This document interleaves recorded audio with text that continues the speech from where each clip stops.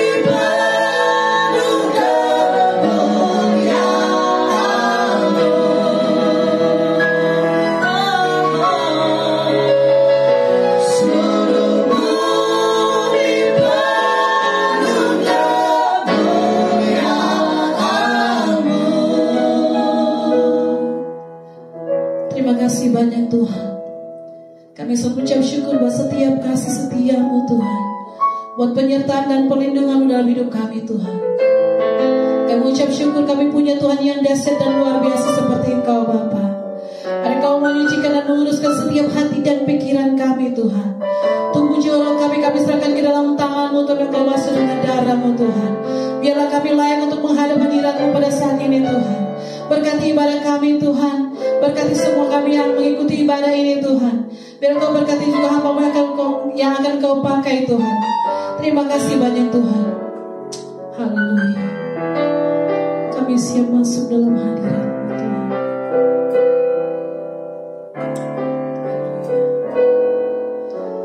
Masuk hadirat-Mu Tuhan dengan korban pujian.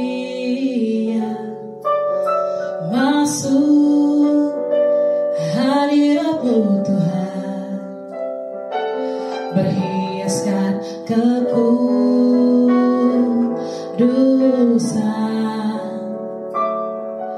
di hadapan hadirat-Mu Tuhan.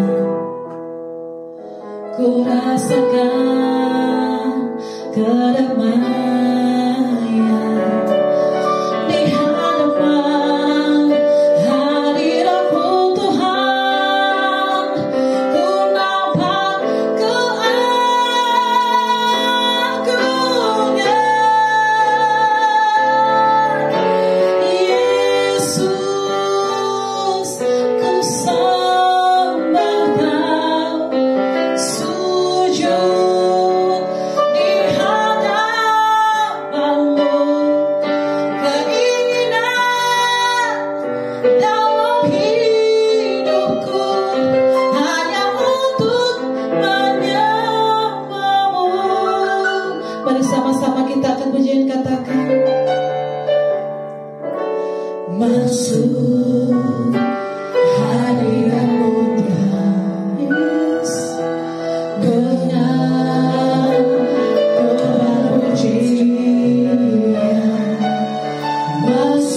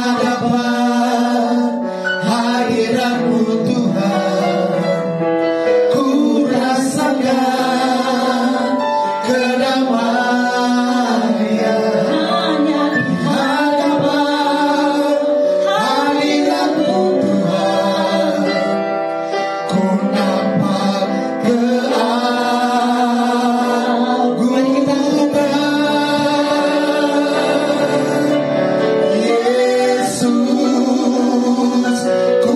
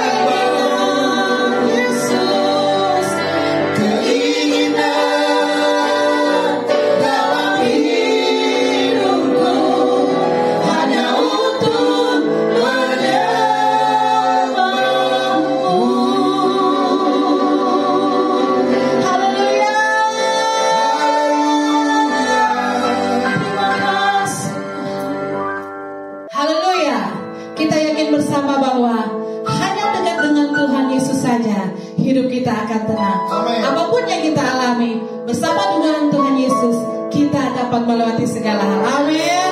Yes, kita akan menjadi katakan hanya dengan Tuhan saja.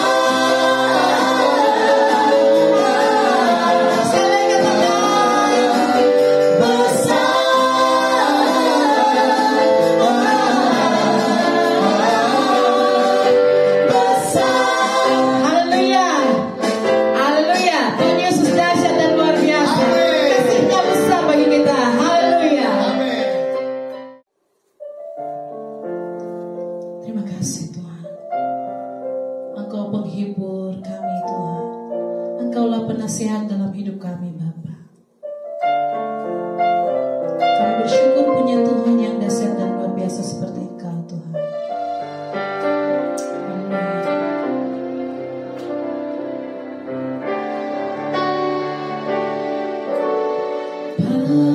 Penasehat di hidupku, penghibur bagi jiwaku, ya Roh Kudus penolongku di tubuh jiwa dan rohku. Penasehat di hidupku, penghibur bagi jiwaku,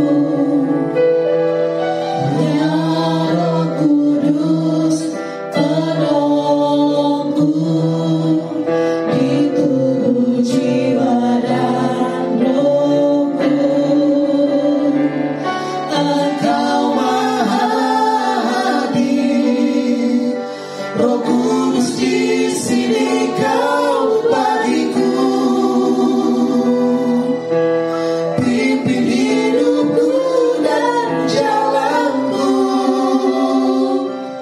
kuasa-Mu hidupkan jiwaku.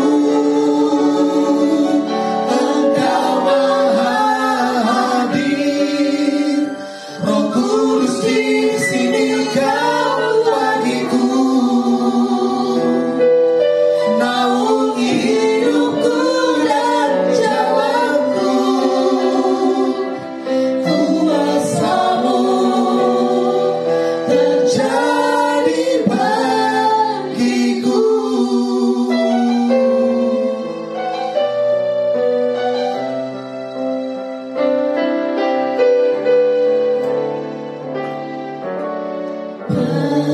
Penasehat di hidupku, penghibur bagi jiwaku, ya Roh Kudus penolongku di tubuh jiwa dan rohku. Penasehat di hidupku,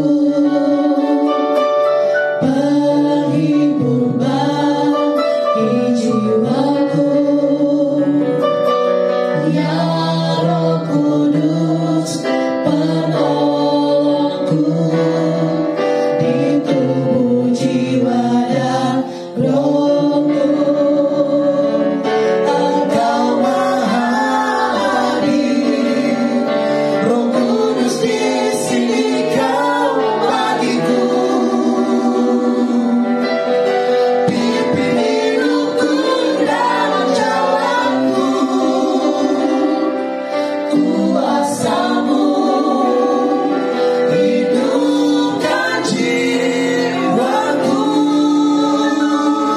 Engkau Maha Hadir, Roh Kudus di sini Kau bagiku,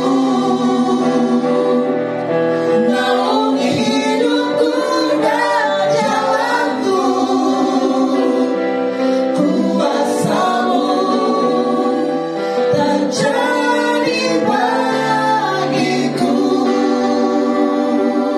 Engkau Maha Hadir, Roh Kudus di sini Kau bagiku, pimpin hidupku dan jalanku, kuasa-Mu hidupkan jiwaku. Engkau Maha Hadir, Roh Kudus di sini Kau bagiku,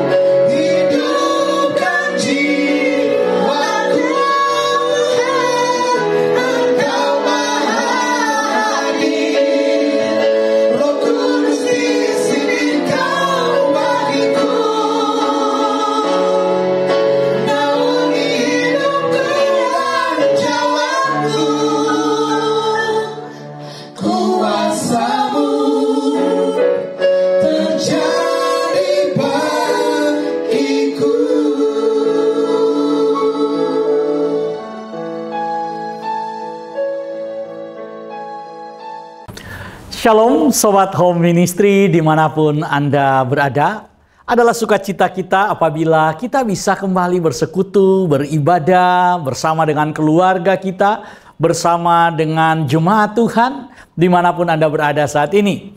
Saat ini kita akan mendengarkan firman Tuhan, kita akan baca dan renungkan firman Tuhan. Saya ingin mengkhotbahkan lanjutan dari firman Tuhan pada minggu yang lalu, di mana kita sudah bicara tentang dasar iman Kristen. Jadi sebenarnya kita sedang menyampaikan serial tentang dasar-dasar dari iman Kristen.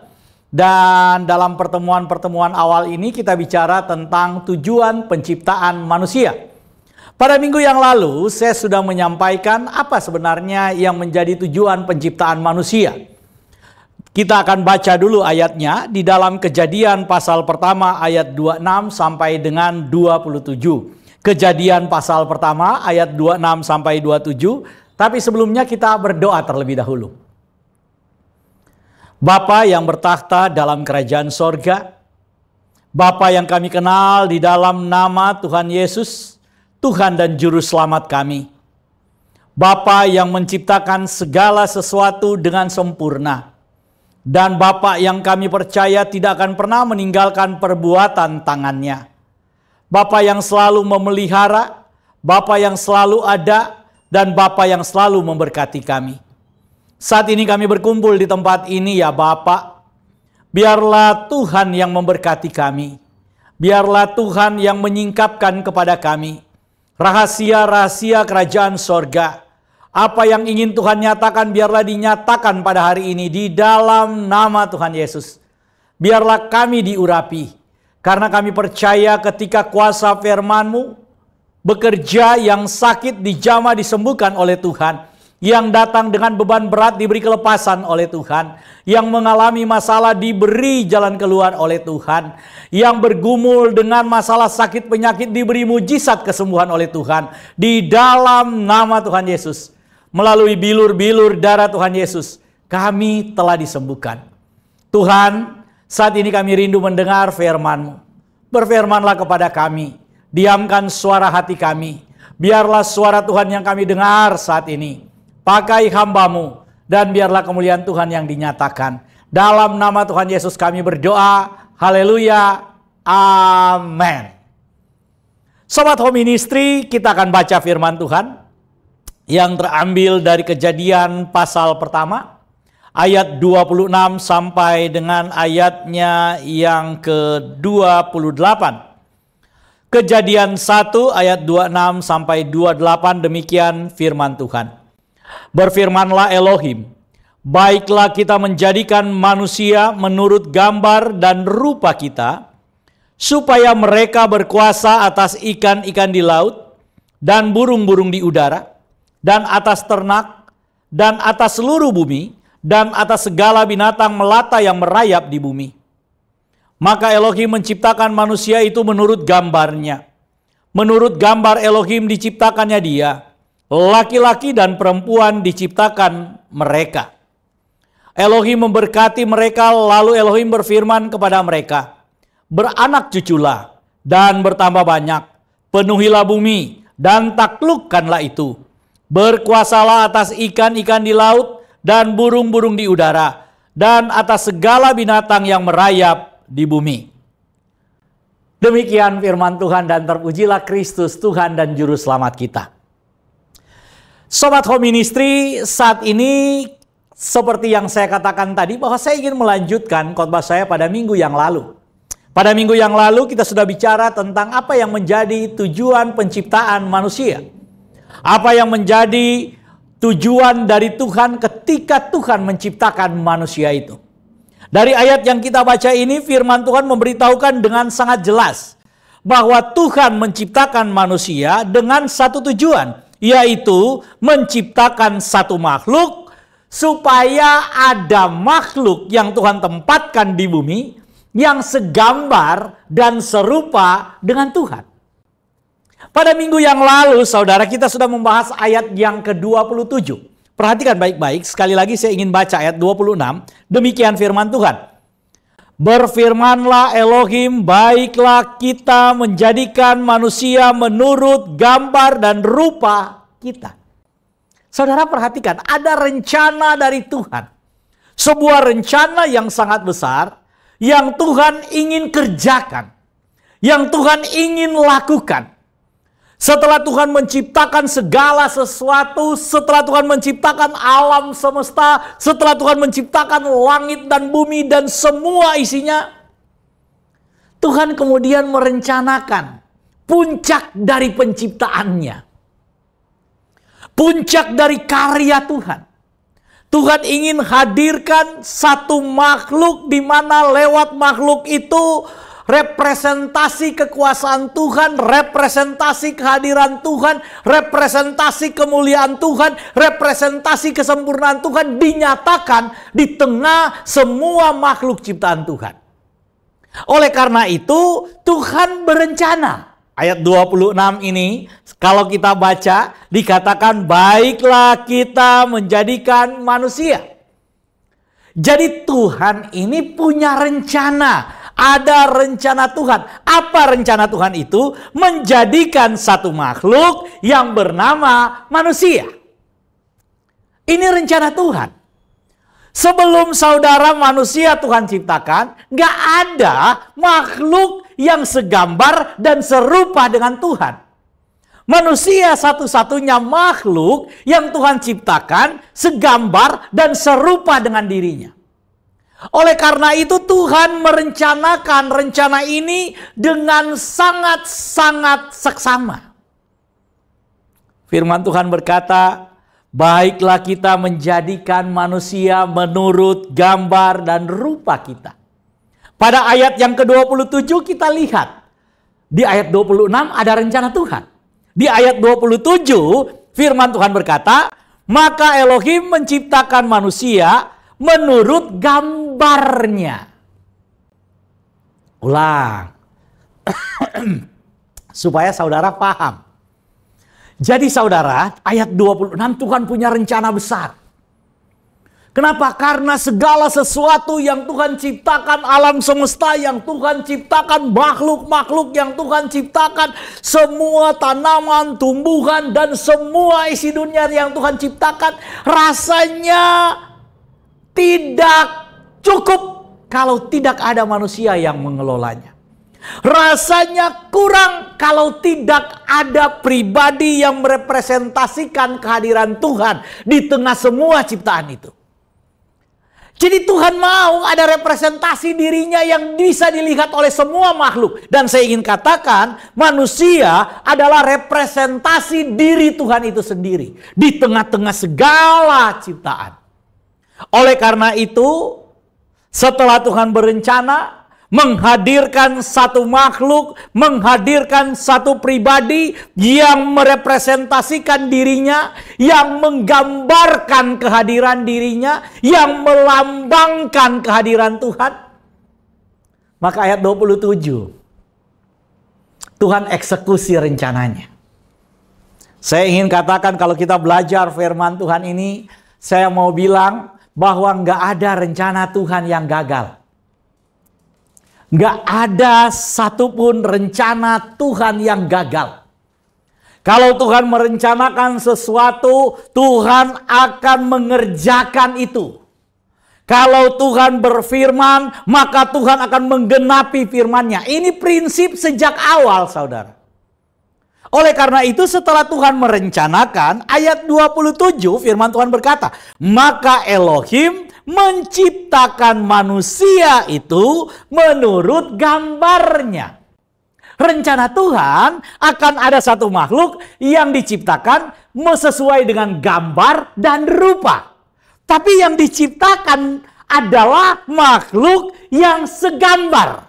Nah, minggu lalu saya sudah membahas tentang gambar Tuhan ini. Kalau kita berbicara tentang gambar Tuhan, kita sedang berbicara tentang komposisi. Ulang, saudara. Kalau kita bicara tentang gambar, kita sedang bicara tentang komposisi.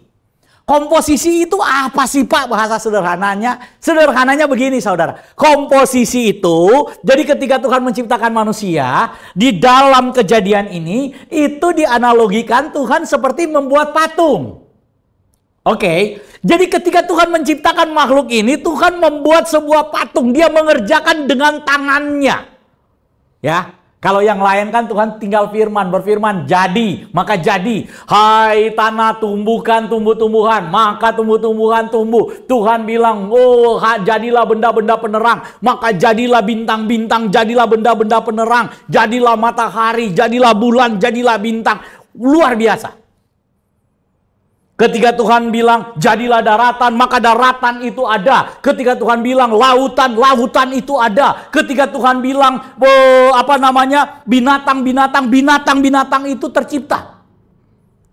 Tapi dengan manusia enggak. Tuhan enggak berfirman, berfirmanlah Tuhan, jadilah manusia, maka manusia itu jadi. Enggak, saudara. Manusia ini memang spesial. Jadi saya ingin bilang kepada saudara, saudara dan saya ini spesial. Kita ini adalah makhluk yang spesial di mata Tuhan. Karena itu tidak ada satu pribadi pun yang berhak merendahkan engkau. Karena Tuhan memelihara engkau, memandang engkau, memuliakan engkau sebagai makhluk yang sangat-sangat spesial. Jadi kalau ada saat ini yang sedang membulimu, ada yang sedang merendahkanmu, ada yang sedang tidak menganggapmu, ada yang sedang menyepelekanmu karena situasi, karena keadaanmu, karena kondisimu, karena keadaan ekonomimu, karena statusmu, apapun itu saya mau katakan jangan dengarkan mereka.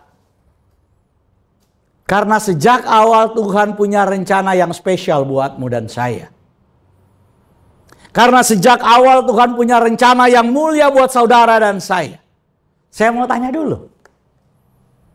Siapa di sini manusia? Tolong angkat tangan.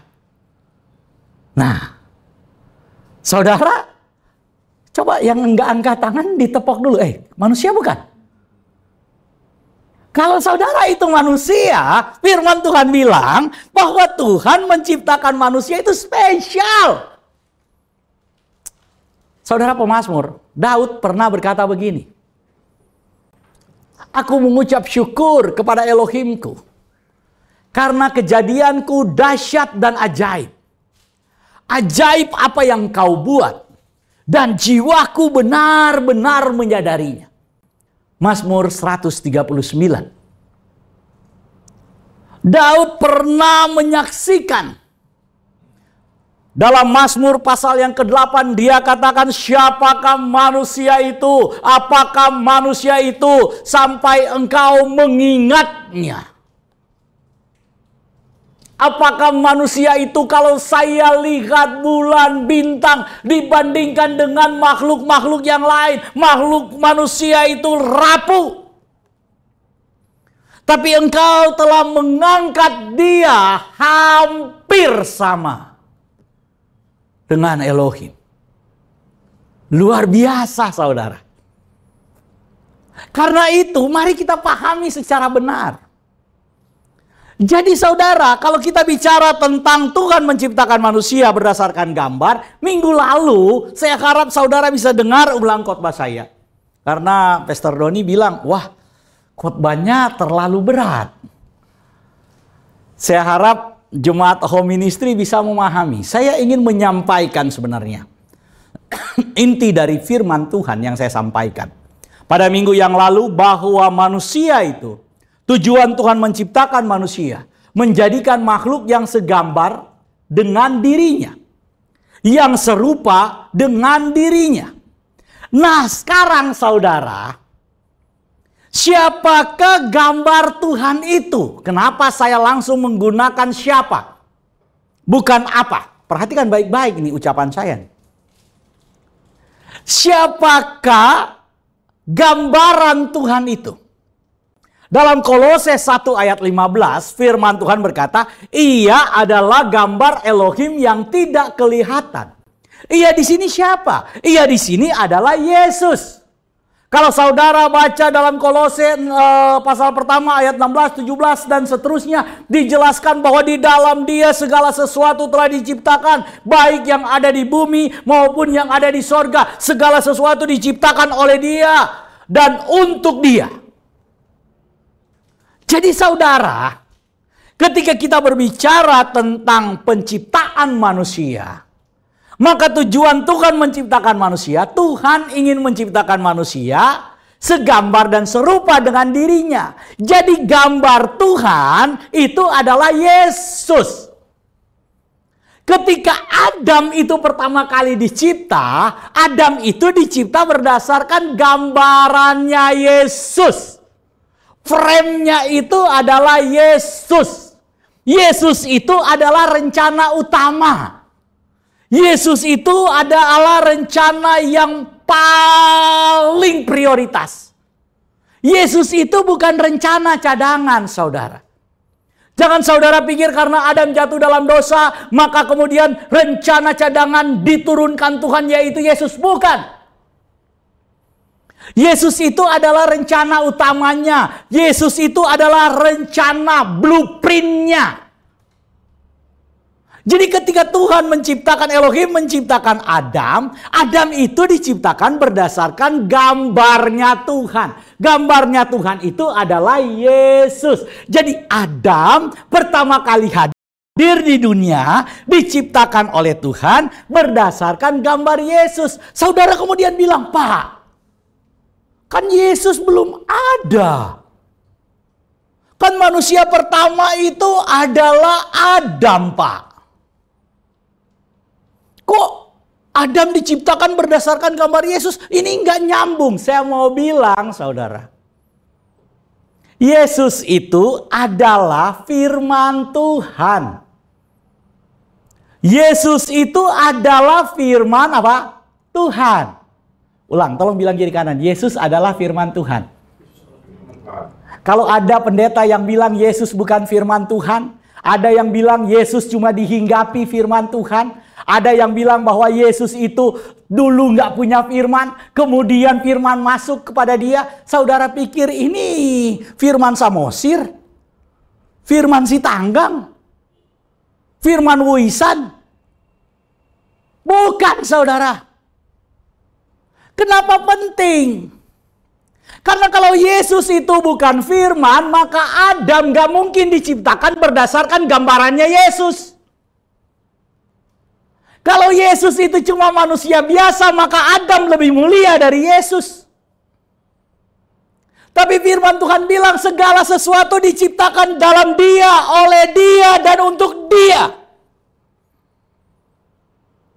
Jadi saya mau bilang kepada saudara, bahwa manusia ada di dunia ini, tujuan Tuhan ciptakan supaya segambar dengan Yesus. Yesus adalah senternya, Yesus adalah pusatnya. Oleh karena itu, ketika Adam jatuh di dalam dosa, maka Tuhan kemudian menciptakan ciptaan yang baru. Bukan dari daging Adam, tetapi dari roh. Diciptakan berdasarkan gambaran Yesus. Jadi Yesus itu harus ada. Yesus menjadi satu-satunya jalan keselamatan. Yesus menjadi satu-satunya jalan kembali kepada Bapa. Karena apa? Karena hanya Yesuslah jalan di mana manusia bisa kembali dalam gambar Tuhan yang sempurna itu. Inilah komposisinya, saudara.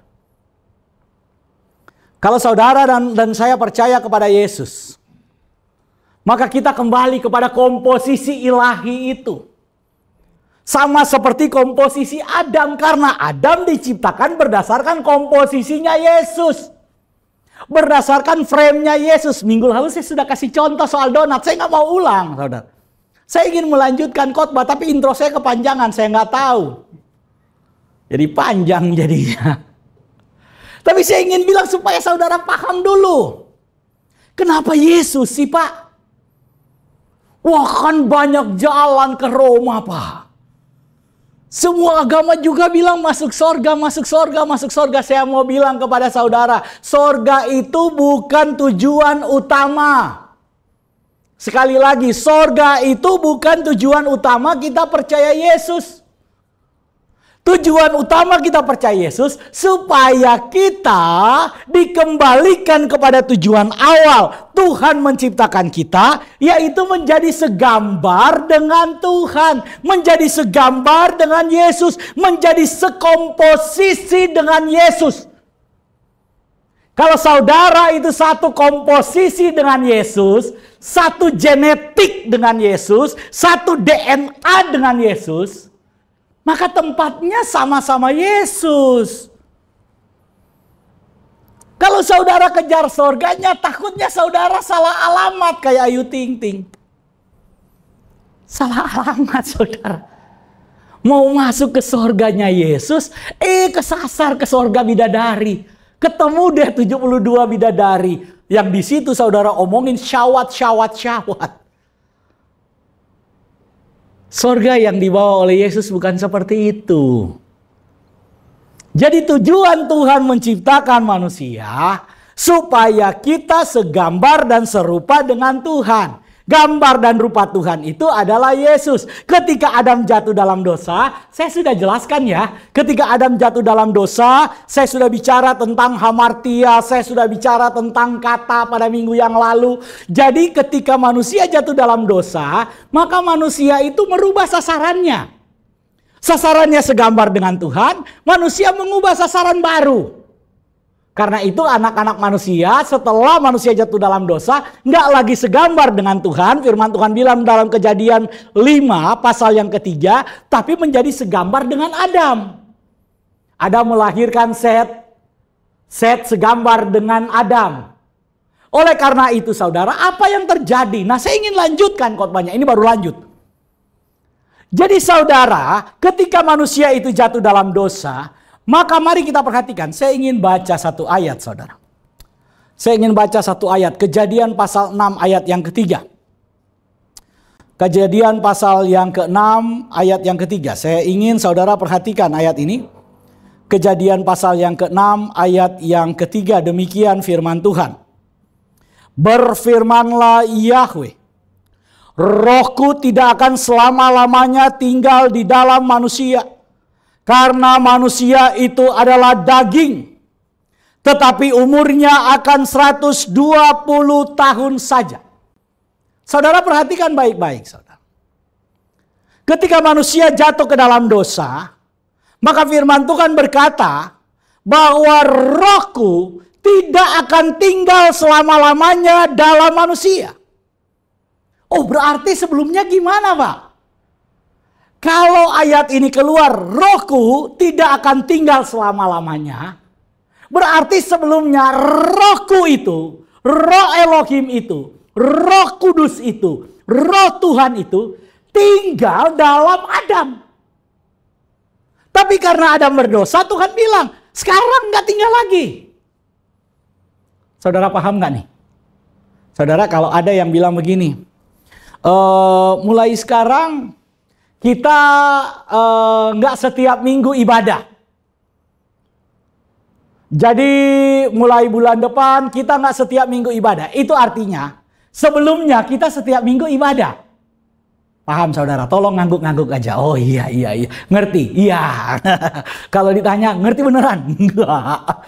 Jadi ketika firman Tuhan bilang Rohku tidak akan tinggal selama-lamanya. Berarti sebelumnya Rohku itu tinggal selama-lamanya. Roh Elohim itu tinggal selama-lamanya. Sampai di sini paham ya saudara? Nah, kok bisa? Mari kita lihat, kita mundur dulu. Kejadian 2 ayat yang ke-7. Saya ingin menjelaskan ini perlahan-lahan supaya kita bisa paham. Kejadian pasal yang kedua ayatnya yang ke-7. Ketika itulah Yahweh Elohim membentuk manusia itu dari debu tanah dan menghembuskan nafas hidup ke dalam hidungnya.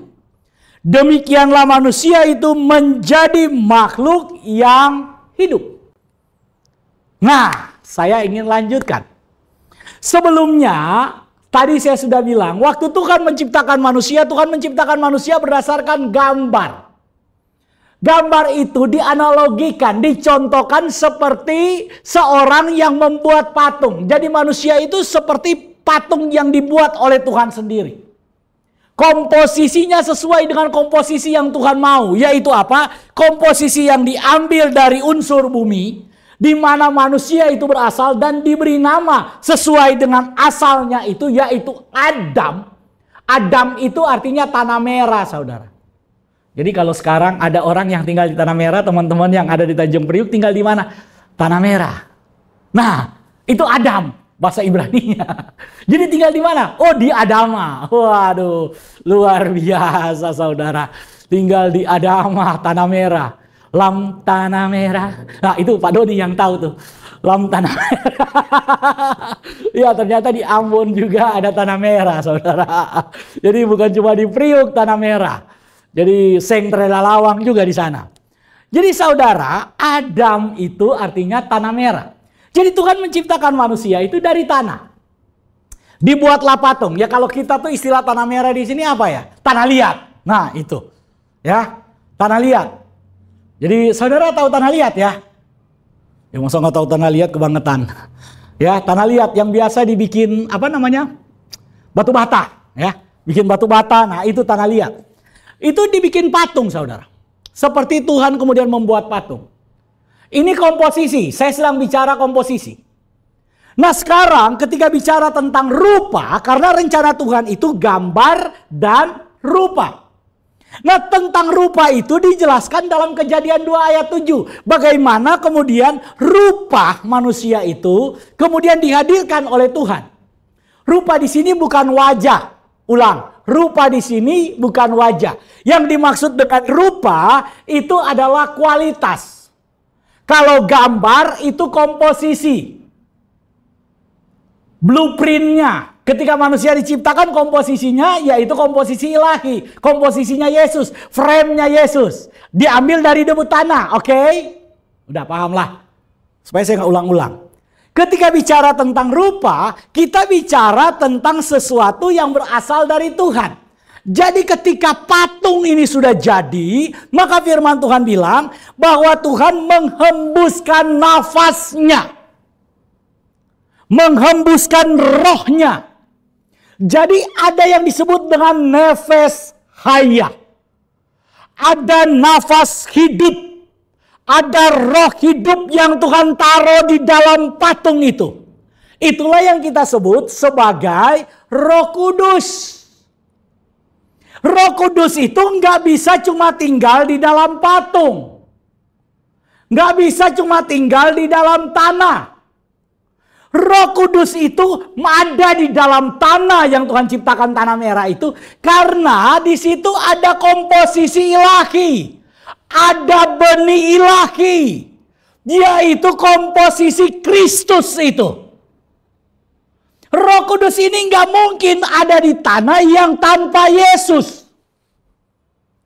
Ulang, Roh Kudus itu nggak mungkin dia menempati wadah di mana di situ nggak ada komposisi ilahi. Nggak ada makhluk yang bisa menampung hadirat Tuhan. Nggak ada makhluk yang bisa menampung kuasa Tuhan. Nggak ada makhluk yang bisa menampung roh Tuhan. Nggak ada. Kalau kita cuma bilang makhluk, binatang makhluk. Saudara, kalau cuma Roh Kudus itu ingin ada di dalam makhluk, Roh Kudus itu bisa ada dalam orang utan. Tapi Roh Kudus nggak masuk dalam orang utan. Karena dalam diri orang utan nggak ada komposisi Yesusnya, saudara. Dalam diri, orang Manado bilang yaki. Tahu yaki? Yaki itu monyet. Monyet hitam. Apa babon? Ya, kalau istilah orang yang lebih umum mungkin saudara lebih ngerti. Nggak mungkin ada di dalam tubuh babon. Kenapa? Karena di situ nggak ada komposisi Yesusnya. Jadi Roh Kudus itu bisa kemudian dihembuskan Tuhan. Elohim menghembuskan rohnya. Karena di dalam tubuh manusia itu, di dalam patung yang dibuat Tuhan itu, ada benih ilahi, ada komposisi ilahi, yaitu Yesus. Yaitu gambaran, frame, blueprint Yesus di situ. Karena di situ ada benih ilahi Yesus itu, sehingga Roh Kudus ini ada di situ karena Yesus dan Roh Kudus itu satu roh. Saya ulang ya. Kalau kemudian Roh Kudus itu dibilang roh Elohim, roh Bapa itu, tapi kemudian disebut juga roh Kristus, karena Bapa dan Kristus rohnya satu, yaitu Roh Kudus. Karena roh Yesus dan roh Bapa itu satu, yaitu Roh Kudus, maka Roh Kudus itu disebut juga Roh Kristus. Roh Kudus itu juga disebut rohnya Yesus. Oleh karena itu, di mana ada Yesus, di situ ada Roh Kudus. Saudara, Roh Kudus dan Yesus bisa dibedakan. Tapi tidak bisa dipisahkan. Manusia tanpa roh adalah mati. Yakobus bilang, kalau Tuhan tanpa roh gimana? Manusia tanpa roh mati, saudara.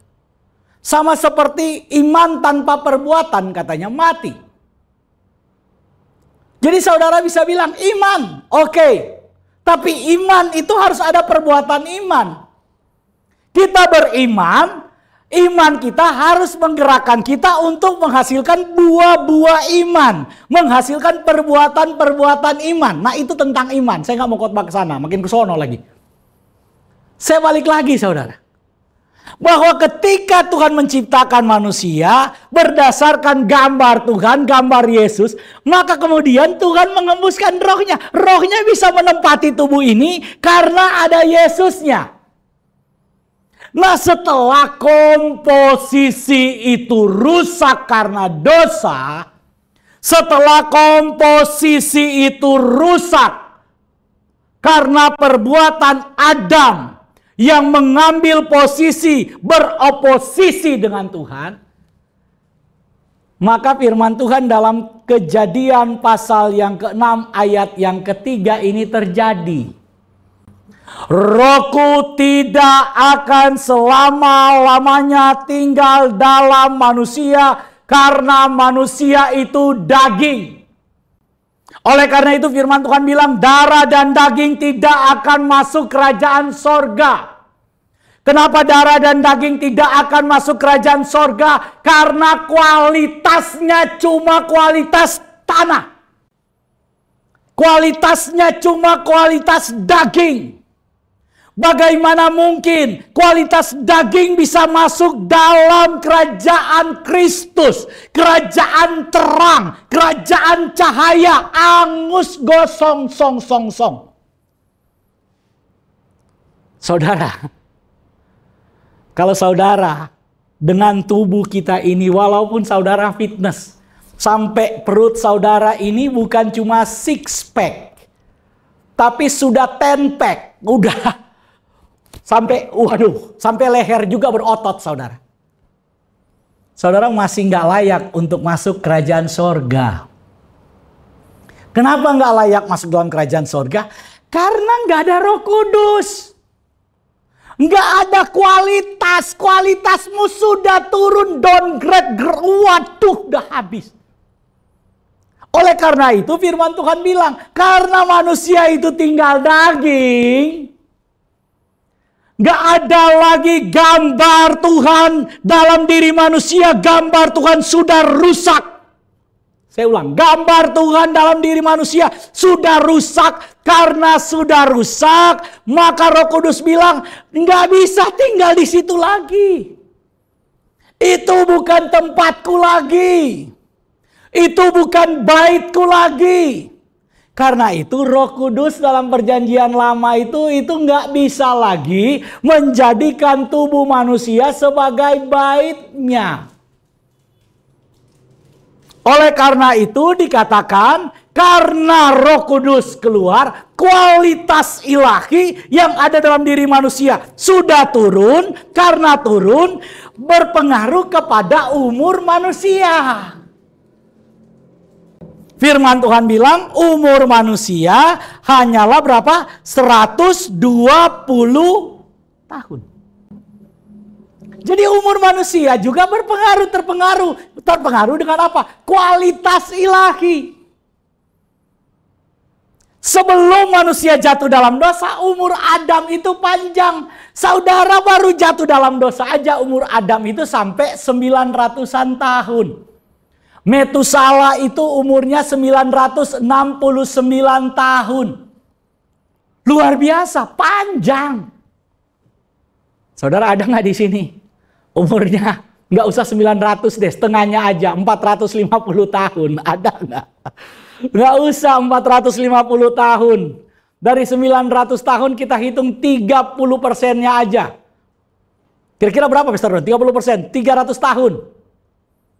Ada nggak kira-kira, saudara? Nggak ada. Setengah 300 tahun deh. 150 tahun. Nggak ada juga. Setengahnya deh. 75. Iya banyak 75. Nah inilah saudara bisa perhatikan. Penurunan kualitasnya. Jadi saudara bisa paham. Kenapa manusia kemudian umurnya terbatas? Firman Tuhan bilang 70 tahun. Kalau lebih kemuliaannya adalah penderitaan. Iya betul kan? Kalau kita udah umur 80 tahun mulai pikun. Cari sandal aja lupa. Jalan aja harus dituntun. Betul? Ada Pak yang 80 tahun masih kuat. Oke 80 tahun kuat saudara. Tambah lagi 10 tahun kira-kira masih kuat. Coba aja. Mau makan aja lupa. Saudara saya beberapa waktu lalu beberapa tahun lalu ada orang tua yang luar biasa, opa yang luar biasa saudara. Opa ini umurnya panjang, meninggal dalam umur 100 tahun. Pas 100 tahun saudara. Opa meninggal. Waktu opa masih umur 93 atau 94, saya kurang ingat pastinya antara 93-94. Kita itu ke rumah opa. Jadi saya dengan Ibu Gembala Gift dan beberapa teman itu ke rumah opa. Karena opa ini adalah orang tua dari Ibu Gembala di Gereja Injili Firman Tuhan. Kelapa Gading. Jadi kita kemudian datang saudara di rumah Opa. Waktu ngobrol dengan Opa saudara, wah luar biasa, Opa waktu itu semangat sekali. Tapi memori Opa pada saat itu yang Opa ingat itu adalah cerita-cerita Opa waktu di Sangir saudara. Waktu di kampungnya, waktu di Manado. Yang Opa ingat itu. Jadi Opa berpikir bahwa Opa itu lagi di rumah di Manado. Jadi dia kemudian tanya, kalian datang ke sini itu nggak ada ombaknya, karena kalau di Sangir itu di pulau saudara. Kalian nggak ada ombaknya, ada kapal. Oh ya, kasih makan mereka, kasih makan. Oh baik sekali Opa. Tapi memorinya itu memori yang dulu saudara. Memori waktu Opa masih muda itu yang kemudian memori yang baru Opa udah nggak terlalu ingat saudara. Padahal waktu Opa umur 80-an, saya temenin Opa, kita kemudian Opa biasanya suka kalau kita kemudian pijet saudara. Wah Opa senang sekali. Kita jalan gitu, Opa senang sekali. Tapi waktu itu bahkan Opa udah gak kenal saya. Wah saya bilang, wah ternyata saya gak ada di otak dan di hati Opa. Bayangkan saudara, umur panjang tapi memorinya itu terbatas. Inilah penurunan kualitas manusia. Kenapa? Karena roh Tuhan atau Roh Kudus itu nggak menjadikan tubuh manusia sebagai rumah kediamannya. Tapi perhatikan saudara, perhatikan. Ketika Yesus datang, Yesus menyelamatkan manusia. Dan setiap orang yang menerima Yesus, firman Tuhan bilang, yang percaya kepada Yesus diberi kuasa untuk menjadi anak-anaknya. Jadi saudara dan saya dikembalikan kepada komposisi itu.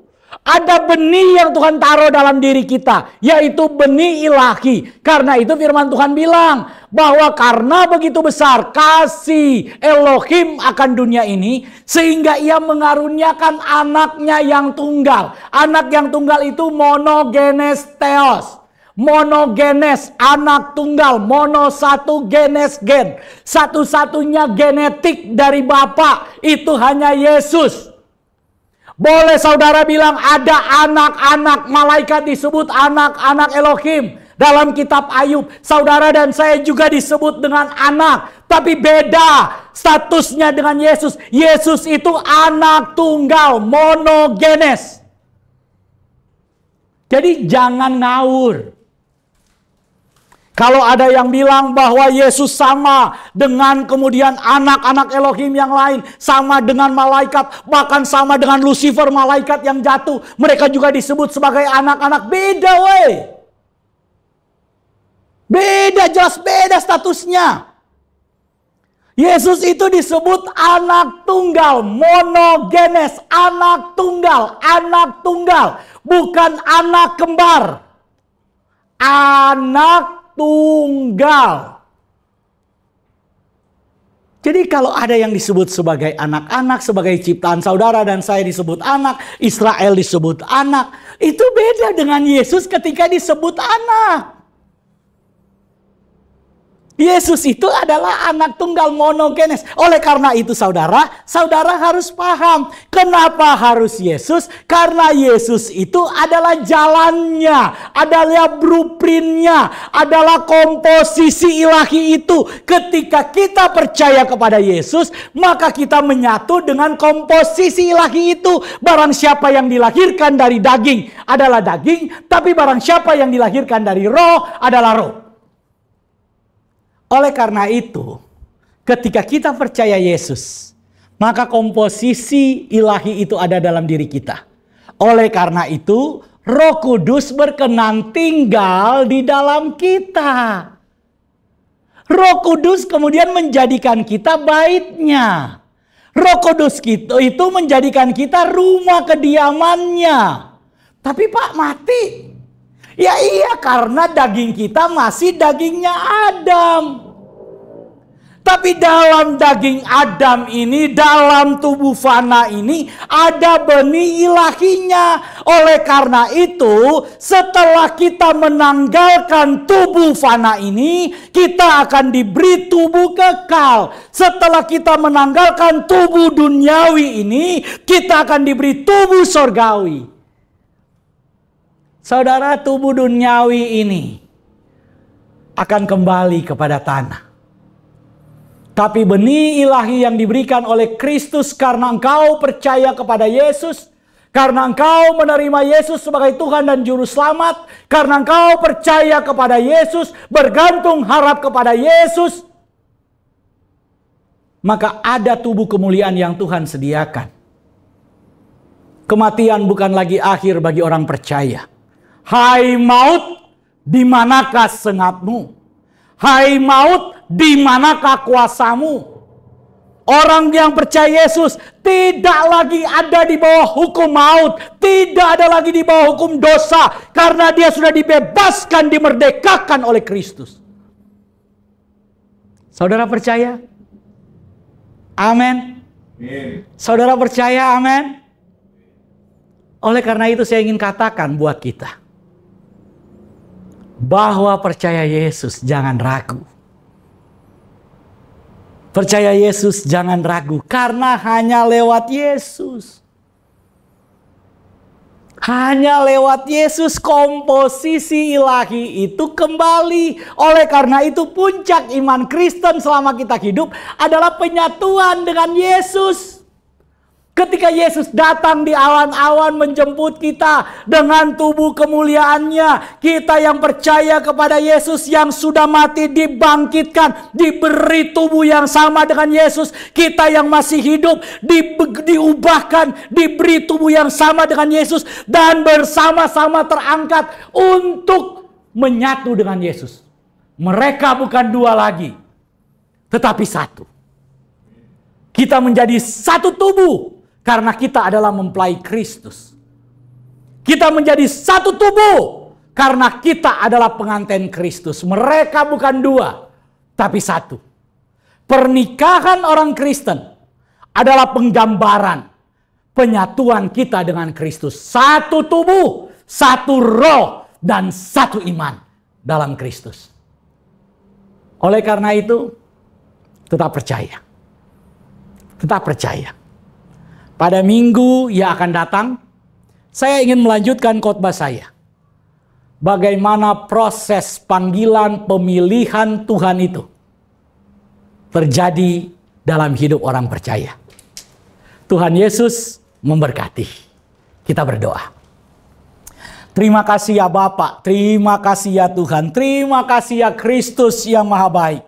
Di dalam nama Tuhan Yesus kami percaya, kami dipulihkan, kami percaya, kami diselamatkan, kami percaya, kami diberi kemuliaan oleh Tuhan, dipulihkan oleh Tuhan. Kami yang mengenakan tubuh dosa ini, kami percaya ketika kami mengaku Yesus sebagai Tuhan dan Juru Selamat kami, ketika kami percaya Yesus sebagai Tuhan dan Juru Selamat kami, maka kami percaya ada benih ilahi dalam tubuh kami, ada genetika ilahi dalam tubuh kami, sehingga ketika kami melepaskan tubuh fana ini, tubuh daging ini, ada tubuh sorgawi, ada tubuh kemuliaan yang Tuhan siapkan buat kami. Dan kami akan bertemu dengan Kristus. Karena kami saat ini adalah bait Roh Kudus. Saat ini kami adalah kediaman dari Roh Kudus. Tanda bahwa kami satu komposisi dengan Tuhan. Satu tubuh dengan Kristus. Satu gen dengan Yesus. Adalah Roh Kudus berkenan tinggal di dalam kami. Roh Kudus menjadikan rumah kami sebagai bait kediamannya. Kami percaya setiap kami adalah bait Roh Kudus. Dan apapun yang terjadi dalam hidup kami berharga di mata Tuhan. Kami mulia di mata Tuhan. Karena Tuhan merancang kami untuk diciptakan sebelum segala sesuatu ada, dengan penuh kemuliaan, dengan rencana yang besar dan luar biasa. Terima kasih ya Tuhan. hamba berdoa dengan otoritas yang Kau berikan. Pada hari ini, hamba berdoa yang sakit dijamah disembuhkan oleh Tuhan. Yang berbeban berat diberi kelepasan oleh Tuhan. Yang datang dengan berbagai macam masalah, saat ini diberi jalan keluar oleh Tuhan. Dalam nama Tuhan Yesus. Oleh bilur-bilur darah Tuhan Yesus. Kami yang sakit dijamah disembuhkan. Kami yang datang dengan beban berat diberi kelepasan oleh Tuhan. Dalam nama Tuhan Yesus hamba berdoa. Siapapun yang mengalami sakit penyakit kelenjar, apapun yang bermasalah, bilur-bilur darah Tuhan Yesus sudah menyembuhkan. Dalam nama Tuhan Yesus. Dalam nama Tuhan Yesus. Dalam nama Tuhan Yesus. Kami terima kesembuhan hari ini. Kami terima pemulihan. Kami terima berkat Tuhan. Haleluya, haleluya. Amin. Sobat Home Ministry, sampai jumpa pada minggu yang akan datang. Selanjutnya kita akan masuk dalam perjamuan kudus. Mari kita menyatu dengan tubuh dan darah Yesus. Percaya, ketika kita mengangkat roti, mengangkat anggur atau sarana apapun yang kita pegang untuk perjamuan kudus, setelah khotbah ini, saudara percaya bahwa saudara menyatu dengan Yesus. Menjadi satu tubuh. Menjadi satu gen. Dalam nama Tuhan Yesus, kita percaya kuasa Tuhan bekerja.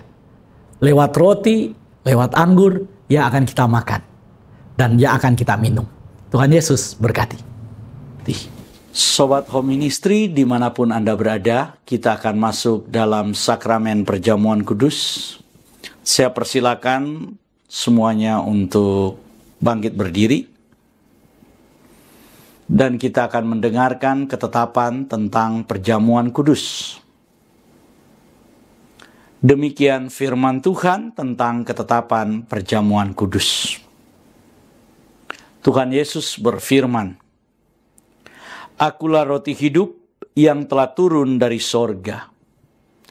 Jikalau seorang makan dari roti ini, ia akan hidup selama-lamanya.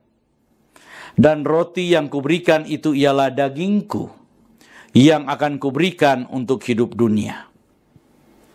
Maka kata Yesus kepada mereka, "Aku berkata kepadamu, sesungguhnya jikalau kamu tidak makan daging anak manusia dan minum darahnya, kamu tidak akan mempunyai hidup di dalam dirimu. Barang siapa makan dagingku dan minum darahku, ia akan mempunyai hidup yang kekal, dan aku akan membangkitkan dia pada akhir zaman. Sebab dagingku adalah benar-benar makanan, dan darahku adalah benar-benar minuman. Barang siapa makan dagingku dan minum darahku, ia tinggal di dalam aku, dan aku di dalam dia. Sama seperti Bapa yang hidup mengutus aku, dan aku hidup oleh Bapa, demikian juga barang siapa yang memakan aku, akan hidup oleh aku." Dan ketika mereka sedang makan, Yesus mengambil roti, mengucap berkat, dan memecah-mecahkannya, lalu diberikan kepada murid-muridnya dan berkata, "Ambillah, makanlah, inilah tubuhku." Sesudah itu, ia mengambil cawan, mengucap syukur, lalu memberikannya kepada mereka dan berkata, "Minumlah kamu dari cawan ini, sebab inilah darahku, darah perjanjian, yang ditumpahkan bagi banyak orang untuk pengampunan dosa."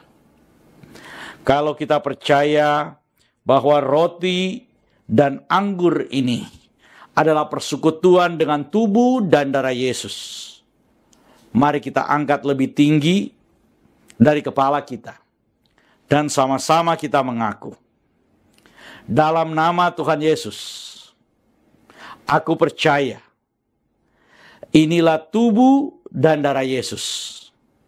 Kalau saya makan tubuh Yesus dan minum darah Yesus, maka saya percaya semua dosa-dosa saya telah diampuni dan dihapuskan oleh Tuhan. Saya percaya oleh darah Tuhan Yesus, semua sakit penyakit saya telah disembuhkan. Saya percaya oleh darah Yesus, semua kutuk telah dipatahkan. Saya percaya kalau saya makan tubuh dan minum darah Yesus, maka saya akan diberikan tubuh kebangkitan yang akan diangkat untuk bertemu dengan Yesus di awan-awan yang permai. Oleh karena itu, saya terima tubuh dan darah Tuhan Yesus. Jadilah sesuai firman Tuhan. Mari kita angkat terlebih dahulu tubuh Yesus dan kita berkata, inilah tubuh Tuhan Yesus Kristus. Kita makan bersama-sama dalam nama Tuhan Yesus. Mari kita angkat cawan anggur yang berisi darah Tuhan Yesus. Dan kita berkata, inilah darah Tuhan Yesus. Mari kita minum bersama-sama dalam nama Tuhan Yesus. Mari kita mengucap syukur karena Tuhan telah memberikan tubuh dan darahnya untuk menyelamatkan kita. Mari sama-sama kita mengucap syukur.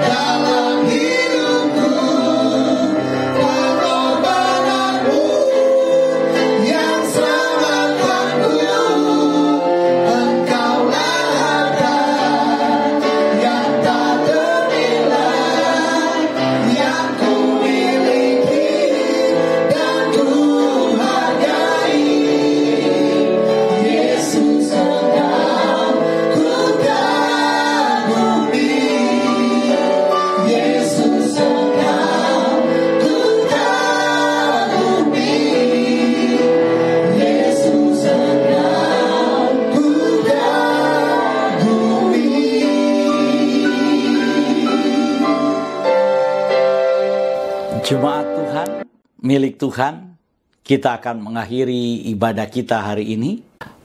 Mewakili gembala dari Home Ministry, yaitu Bapak Doni Toisuta, kami mengucapkan selamat hari Minggu dan Tuhan Yesus memberkati kita semua. Jemaat Tuhan, angkatlah kedua belah tanganmu, arahkan hati dan pikiranmu, dan terimalah berkat dari Tuhan. Di dalam nama Tuhan Yesus, diberkatilah hidupmu. Diberkatilah rumah tempat tinggalmu. Diberkatilah keluarga, suami, istri, anak-anak, dan cucu-cucumu. Diberkatilah sumber-sumber mata pencarian, pekerjaan, penghasilan, dan semua karirmu. Diberkatilah tubuh jasmani dan kesehatanmu. Dan diberkatilah pertumbuhan rohanimu. Biarlah semua berkat dari Bapa Yahweh, cinta kasih dari Tuhan kita, Yesus Kristus, Yeshua HaMashiach, dan persekutuan dengan rohnya yang kudus, Ruach HaKodes, menyertai kita semua, mulai dari sekarang sampai selama-lamanya. Kita yang percaya diberkati oleh Tuhan dan menerima berkat Tuhan ini, mari berkata bersama saya, Amin.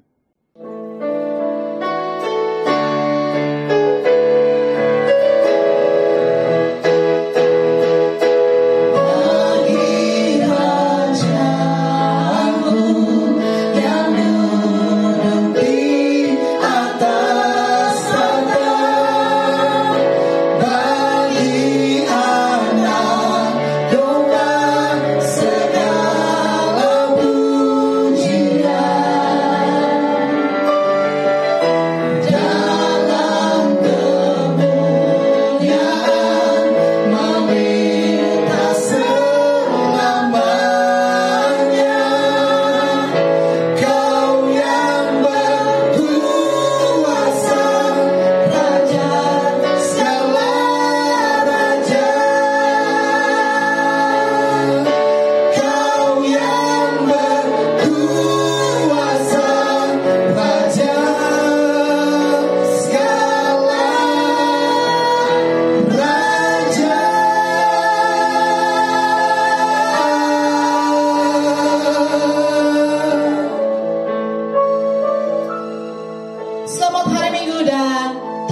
memberkati. Shalom.